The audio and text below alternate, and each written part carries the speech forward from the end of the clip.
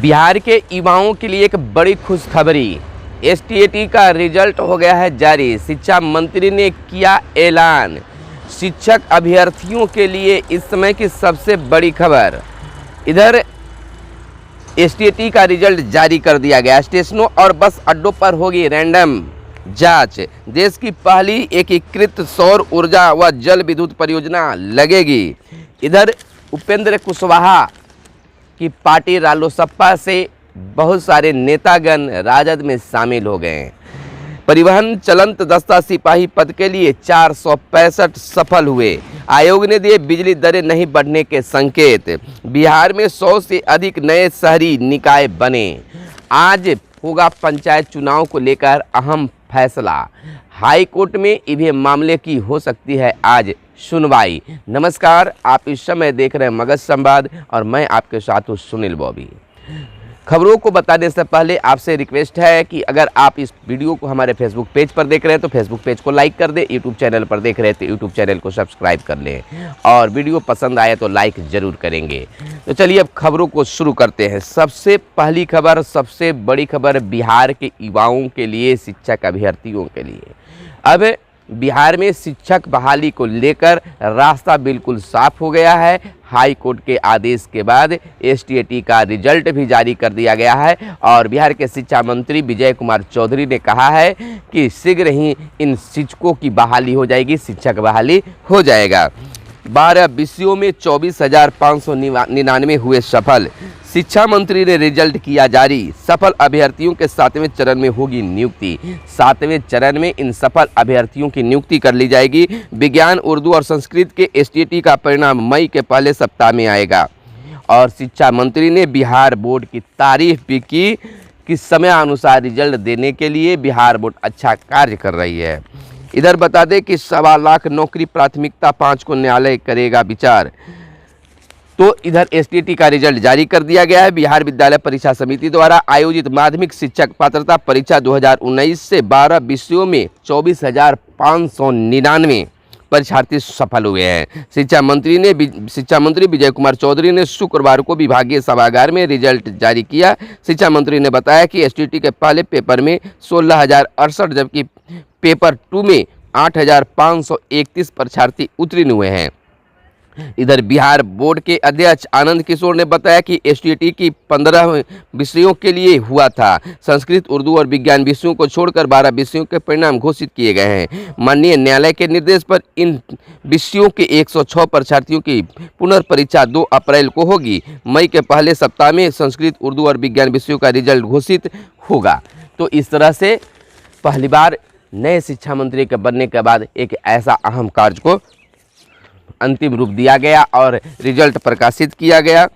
शिक्षा मंत्री की उपस्थिति में बिहार बोर्ड के अध्यक्ष और बिहार शिक्षा बोर्ड के डायरेक्टर उपस्थित रहे।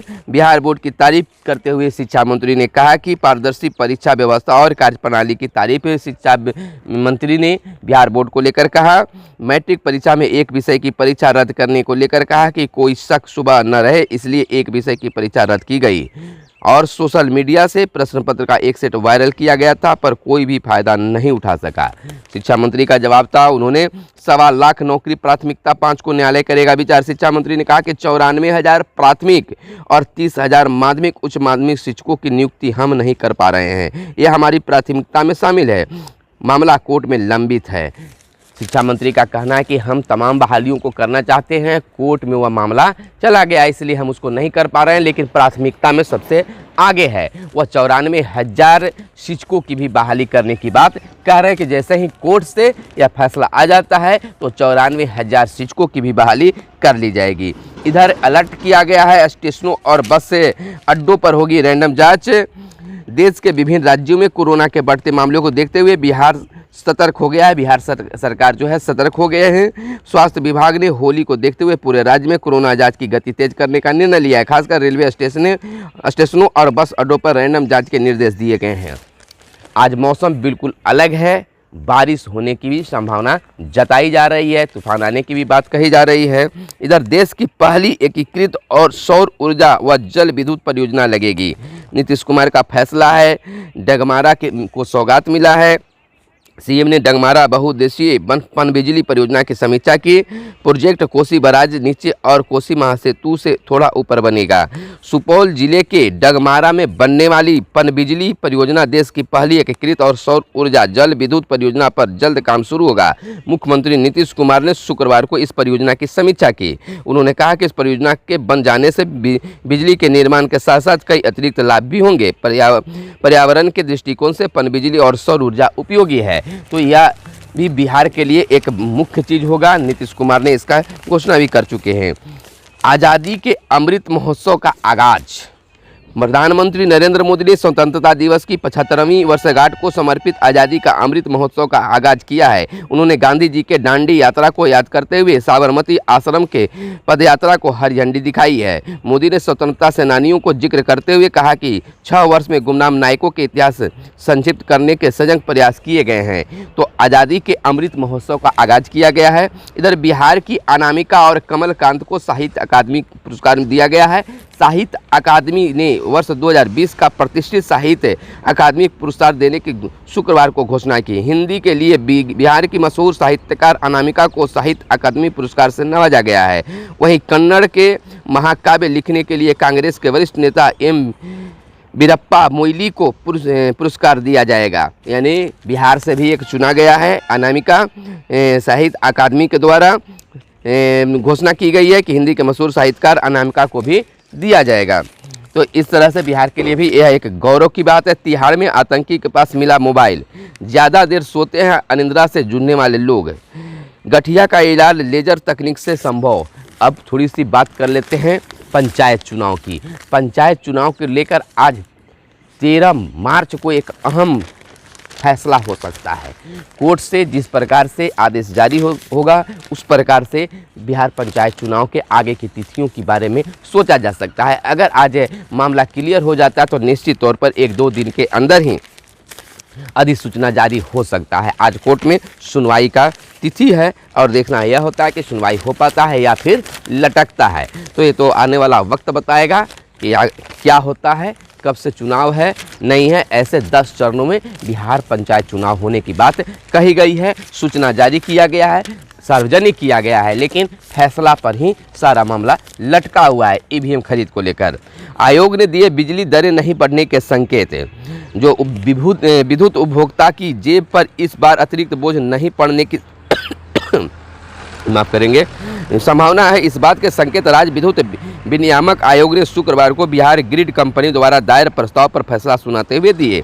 यानी कि इस बार जो है बिजली की दरें बढ़ने की कोई संभावना नहीं बताई जा रही है। परिवहन चलंत दस्ता सिपाही पद के लिए 465 सफल हुए।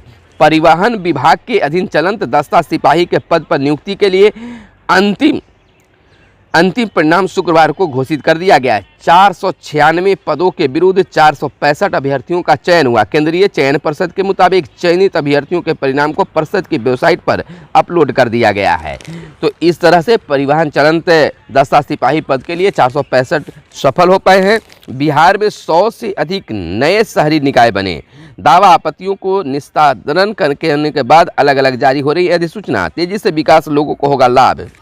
इधर देखिए कि ग्राम सभा में बने शहरी निकाय का हिस्सा बिहार में शहरीकरण को अब नई रफ्तार मिलेगी। बिहार में जो है शहरीकरण की नई रफ्तार देने की सरकार सोच रही है। राज्य सरकार ने शहरीकरण को बढ़ावा देने के लिए 117 नए निकायों के गठन का फैसला किया। इन निकायों को लेकर आई दावा आपत्तियों का निस्तारण का पूरा काम कर लिया गया है। इसमें 100 में से अधिक निकायों का गठन की फाइनल अधिसूचना जारी हो गई है। तो इस तरह से शहरीकरण की जो बात बिहार सरकार कर रही है उस पर अब काम करना भी शुरू कर दिए है। कोसी इलाके में बाढ़ से निजात मिलेगी। कोसी के में जो हमेशा बाढ़ आता है उसे निजात देने के लिए बिहार सरकार तटस्थ है, प्रयास कर रही है। शांत कृषि क्रांति से बड़े बदलाव जल्द। जल संसाधन मंत्री संजय झा और कृषि मंत्री अमरेंद्र प्रताप सिंह ने एक स्वर में कहा कि बिहार को संवेदनशील नेतृत्व मिला तो बदलाव दिखने लगा है। पटना में धूप तो गया नवादा में बारिश हुई। कल से ही मौसम बिगड़ा हुआ है, कहीं बारिश तो कहीं धूप, यह देखने के लिए मिला है। लेकिन प्रभावित पूरा जिला है, पूरा राज्य है। इधर राज्य के 17 जिलों में भूगर्भ जल स्तर बेहतर हुआ। 17 जिलों में जो है भूगर्भ जल स्तर जो है बेहतर पाया गया। राष्ट्रीय स्वास्थ्य मिशन में 83% पद खाली है। राष्ट्रीय स्वास्थ्य मिशन में 83% पद खाली है। इधर बात कर लेते हैं राजनीति की। तेजस्वी यादव का एक बड़ा बयान आया है, रालोसपा में अब कुशवाहा ही बचे। बोले अब उपेंद्र कुशवाहा को राज्य की शिक्षा व्यवस्था बेहतर लगने लगी है। प्रभारी प्रदेश अध्यक्ष सहित 3 दर्जन नेता राजद में शामिल हो गए हैं। रालोसपा के जदयू में विलय की चर्चाओं के बीच शुक्रवार को पार्टी के कई नेताओं ने राजद का दामन थाम लिया है। रालोसपा के प्रभारी प्रदेश अध्यक्ष वीरेंद्र कुशवाहा ने तो यहां तक दावा किया कि पार्टी की स्टीयरिंग कमेटी ने उपेंद्र कुशवाहा को राष्ट्रीय अध्यक्ष पद से हटाते हुए राजद में विलय का फैसला लिया है। नेता प्रतिपक्ष तेजस्वी यादव ने पार्टी कार्यालय में रालोसपा के नेताओं का पार्टी में स्वागत करते हुए कहा कि अब वहां सिर्फ उपेंद्र कुशवाहा ही बचे हुए हैं। लगातार कई हफ्तों से यह चर्चा बनी हुई है कि उपेंद्र कुशवाहा जो हैं रालोसपा पार्टी जो है वह जदयू में नीतीश कुमार की जो जदयू पार्टी है उसमें विलय होने वाली है, लेकिन अब तक विलय नहीं हो पाई है। लेकिन विलय तो नहीं हुआ, लेकिन उनकी कई नेता जो हैं राजद में बीते दिन शामिल हो गए हैं, विरोध में आकर शामिल हो गए हैं। इधर देखिए ट्रेनिंग कॉलेजों में प्रशिक्षु करेंगे प्राथमिक शिक्षा का सर्वे। इधर ट्रेनिंग कॉलेजों में जो है प्रशिक्षु जो हैं प्राथमिक शिक्षा का सर्वे करेंगे। बिहार के प्राथमिक शिक्षा की वार्षिक स्थिति का सर्वे अब तक प्रथम संस्था करती थी। प्रथम संस्था की एनुअल टेस्ट रिपोर्ट असर को लेकर सर्वे इस साल भी होगा, लेकिन इसमें कई बदलाव किए जा रहे हैं। इधर बिहार के नियोजित शिक्षकों को लेकर भी एक बड़ी खबर है। बिहार के नियोजित शिक्षकों को 1 अप्रैल 2021 से वेतन में मूल वेतन में 15% की वृद्धि होने जा रही है। और बिहार के शिक्षकों को यह वेतन वृद्धि जो है हड़ताल अवधि में कैबिनेट में मुख्यमंत्री के द्वारा ऐलान किया गया था, अब उस पर कार्य किया जा रहा है। जैसे ही वेतन सारणी बनकर तैयार होता है शिक्षा विभाग जारी करेगी और पे फिक्सेशन यानी वेतन निर्धारण होते ही 1 अप्रैल 2021 से ही बिहार के नियोजित शिक्षकों को बढ़ा हुआ वेतन मिल पाएगा। अब देखिए मामला डीए है, डीए में कितना बढ़ोतरी केंद्र सरकार की ओर से होता है और बिहार सरकार क्या कर पाती है। तो इस प्रकार से बिहार के शिक्षकों को एक बार फिर वेतन बढ़ने की संभावना अब झलकने लगी है। फिलहाल हमें दीजिए इजाज़त और वीडियो को देखते रहिए। धन्यवाद। जय हिंद, जय भारत, वंदे मातरम।